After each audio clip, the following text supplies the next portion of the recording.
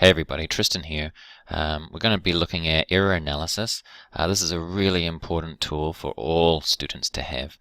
We want to be able to assess our performance in an exam with hard data, hard facts. We don't want to be making assumptions and falling into the blame game of blaming the test or blaming the professor or blaming and making up excuses. What we want is we want to get some hard facts. And so this is just a great system that doesn't take too long. You will need to find a little bit of time to sit down with the professor if you're not allowed to get the midterm and take it home with you. I imagine that you'll just have to sit down with them and go through each question. But this here helps you be incredibly systematic. So let's jump right into it. 3 steps. Analyze the test in a specific way. Then you'll determine what went wrong based on 2 things, content and type of question. And then we'll start analyzing 7 things to say why did it go wrong. And you'll be able to just rule things out and you'll get a better understanding. So first of all, we need to identify all the questions we got wrong so that they'll be on the test no problem. So if we've got 10, 15 questions, maybe more, we'll have to spend a little bit of time going through each one, and we just need to identify 2 things. What's the type of question? Is it a factual question? Is it a conceptual question? Or is it a skill application type question? And then we want to identify the topic. What was the content in there? So we're just going to identify a couple of keywords. So let's see what that looks like. Here's the first 5 questions of econ midterm. So let's go through and identify each of the questions. Question number 1 is the fundamental questions in economics result from A, B, C, or D. So looking at this first question here, this is what I would call a factual question, as it has that one answer. This is the fundamental questions in economics result from this specific thing. So this here is a factual answer. The next question here says a star athlete can afford a garage full of exotica. As soon as I start reading this, I can identify that this is some sort of scenario. We're looking at a star athlete and they can afford a lot of cars. So this is an example. So this one here immediately means it's a conceptual question. As soon as we see the term example or we read scenario, we're having to apply some sort of concept to this new example. Now this example may be from a text or from the lecture, or it could be a brand new one representing this concept of these types of questions. So again, this one here is concept question. We can go through again and we see, suppose the province of Manitoba promises to decrease taxes. Again, this one here is another scenario involving the province of Manitoba. They're going through and taking these concepts down here in the answer and plugging them into this concept. So this could be a concept or an application type question where we have to understand what each of the concepts are and apply it to this scenario, a brand new scenario. So do I conceptually understand it? The next one, again, we'll go through those quickly, a concept and fact. I went through and already organized them. So we've got a bunch of conceptual questions and a couple of factual questions. Now we just need to go through, when we're with the professor, we'll already have answers on here. So we'll be able to identify the right answer, the wrong answer. So if we've got the wrong answers, we just want to highlight what was the right answer, and that there will be our content. So in the first question, it's just the fundamental questions, that there's the content that we want to go back to. We might want to even highlight scarcity or scarcity of resources as a topic. These types of questions, apparently there's these 4 different types of questions that are important to that we would have studied. So we want to be able to highlight this is the content, and I can go find that information. Again, the topic or the content in question number 3 is incentives and marginal benefits and marginal cost. So I want to go through and review my notes that I took, either my exam prep material or the professor's slides. And I just want to go through all my notes that I've taken on the text.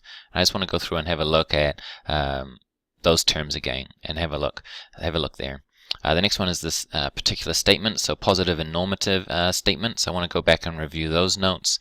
And the last one were just the characteristics of a theory. So where in the course did we practice this question? So I want to go back and look at my notes and that I've taken, any review material or any of the professor's slides or anything I've taken in the lecture. So now that we've got the content and the type of question, we can start to identify what went wrong. So those are the 3 types of questions we're always looking for: content, question type. So let's have a look. Let's say, for example, we got that incentive and marginal cost and marginal benefit wrong, and we got concept. What we want to do is just make note of that. This is the content, this is the concept, this is the type of question. So we just go through and we say, I got these 3 questions wrong. This is what went wrong. So we've been able to identify that in that last slide there. We've been able to say, okay, this is the content, this is the type of question. Now I just need to start ruling things out. Now what can I base my, how can I find out what went wrong? Oh, this is what went wrong.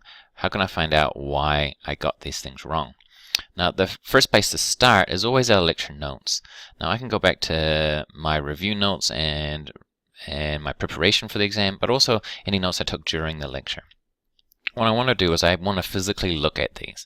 So once I've left the room with the professor going through my exam and I've made note of all the content and the type of question I got wrong, I want to go back and actually have a look at how I prepared for this exam. Now when I look at my slides, notes, and the text, did I study or take notes factually, conceptually, or in a skill way? How did we practice them? So I can start identifying, okay, my notes said that I had definitions for incentives and marginal cost and marginal benefits, but I didn't have any practice with the conceptual understanding.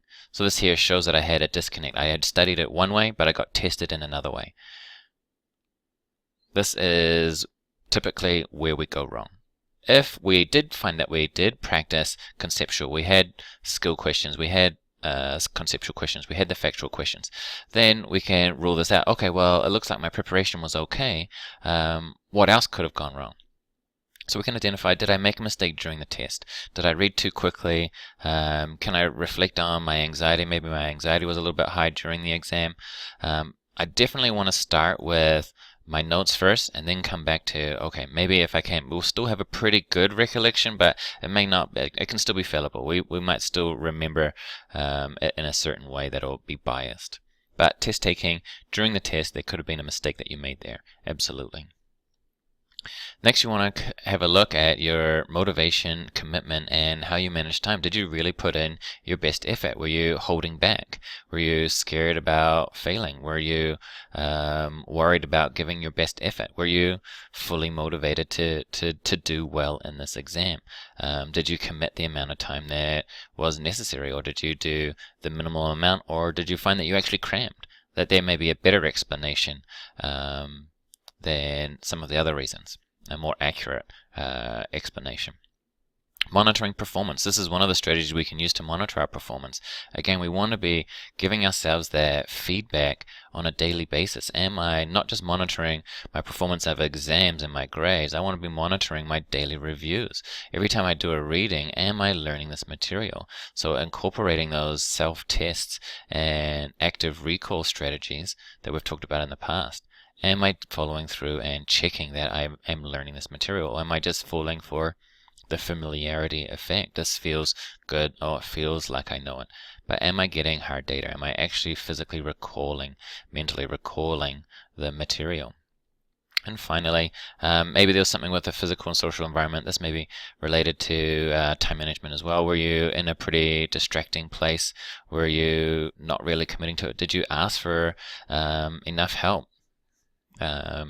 Did you use all the resources available to you? Did you have a good study space? These could also impact your ability.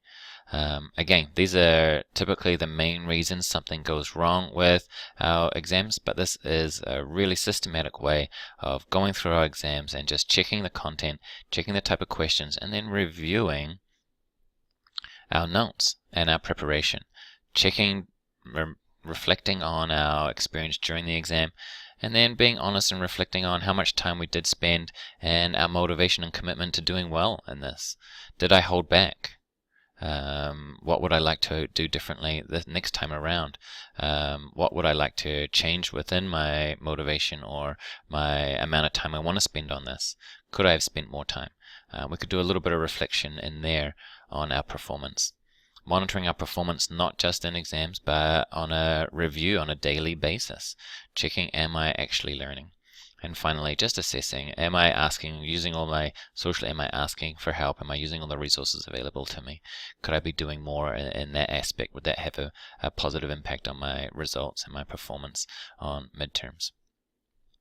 All right, that's the end for our error analysis. I really appreciate you guys viewing this, and I know it's going to help feedback is going to come a long way in helping us to learn from our mistakes and move forward and improve very, very quickly. Feedback is ideal. Use this information, meet with your professors, analyze the test, figure out what went wrong, and then come up with your conclusions of why that went wrong. All right, thanks a lot, guys.